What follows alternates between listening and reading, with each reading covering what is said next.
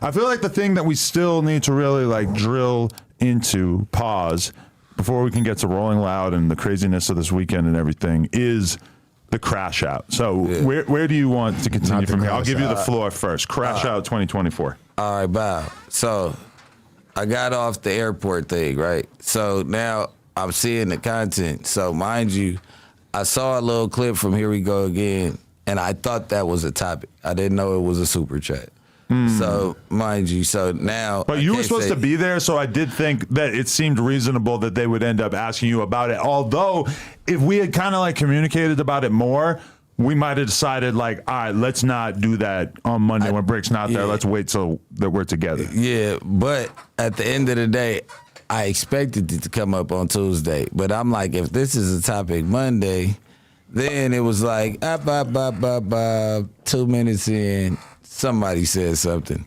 I blamed it on you. I thought you asked, like, so how do you feel about Bricc Baby saying something about woo? I did not, because I heard that you were blaming it on me on the Tuesday show. I did. And I just want to make it clear. I didn't remember, but people hit me up and said, you did not bring it up. He did. They did too. You have super fans. And they made sure they gave me time. The topic about the off-brand gate. Yeah, right. Everything's a gate. Everything's a gate now. Off-brand gate. Listen, so the way you word shit, bro.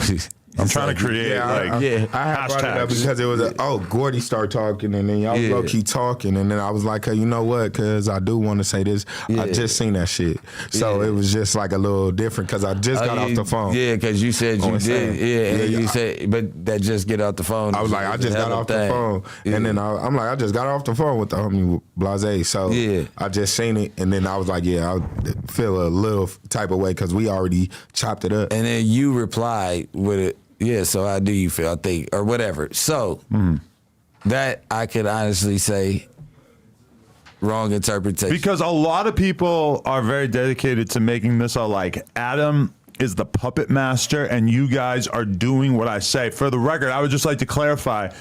I never tell you guys to like talk about shit that you're not comfortable talking about. I never tell you guys to have problems with anyone that I have problems with, which is another weird thing. Barely tell us shit. And we're gonna have to talk about Comparator too. But like just in general, if anything, if there's any like characteristic of this podcast, it's that this is just a shit show. That it's just shit like being thrown at the wall. There's no planning. Everybody thinks that everything is coordinated and made up, and maybe we're even working with our ops to get clout that way. Like if anything, a lot of times we'll do this podcast and then have like less than 10 texts back and forth in the group chat throughout the course of the next week, which I do think is kind of a problem at a certain point. But I'm just saying that to say that nothing is coordinated. What I was trying to tell you about the group chat, it was a lot going on to where I was getting millions of text messages. Like, it was going up. But that's about the. They be like, Adam is pushing the narrative. Woo. I'm like, nigga. Everybody on every one of these podcasts be pushing all type of narratives, you know. So they be like, "Nah, he be pushing woo woo." But if you go watch the rest of the podcasters, which is us, which is all the rest of the black people you see on here. Let's get to it. The black people, everybody. They're podcasters, bro. This is a whole different thing. Like, niggas know how to make the numbers run up, and niggas know what to talk about around this motherfucker. It's Bunk City. Nobody is telling us to lead no type of way. Only shit, we write some of this shit to talk about in the chat that comes up here. Like, we run over ideas together before we get here. And we yay or nay certain Ain't ideas, nobody running nobody on it. Their homies. And also, it's an option to be here. I said that when I came on the news the next day.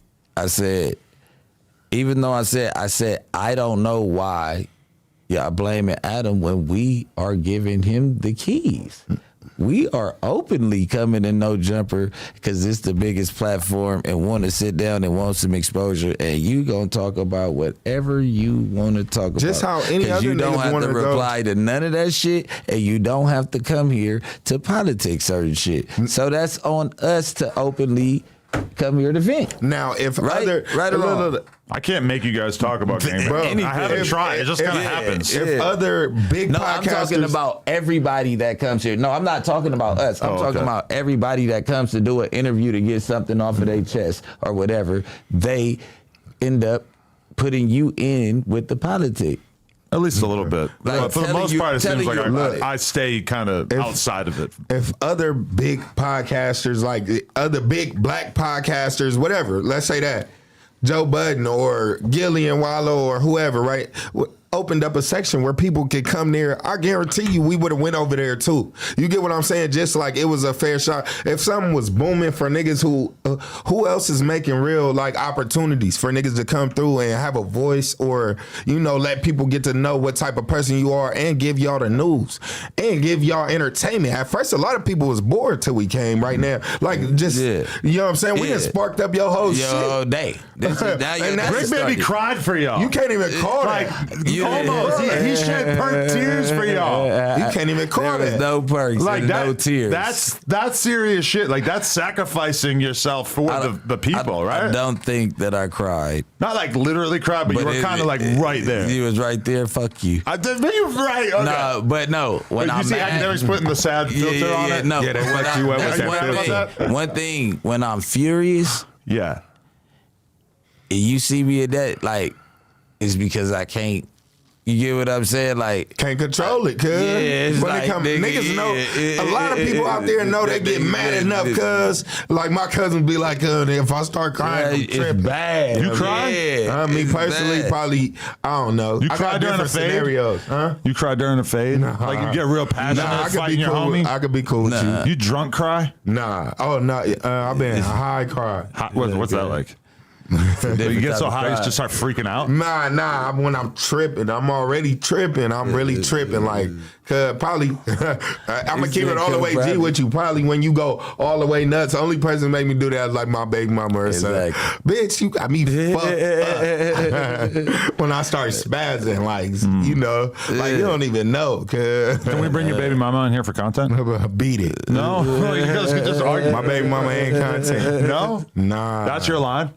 Baby mama not content. Fair. For real. So you keep good. Is that a bar? You just that's like bar. What's going to come next? That's real. That's real right there. That's real right there. That's the realest shit you can say, because I don't play. That's certain shit you don't play with. You feel me? Yeah. I ain't gonna play with my baby mama, my kids, my mama. I ain't gonna really play with my homies neither. I'm gonna start asking that to everybody before we hire them. Like, are you down for us to make content about your baby mama drama? Yeah, for sure. Unless you give me a TV show. For sure. That's what separates us from Zeus. Yeah.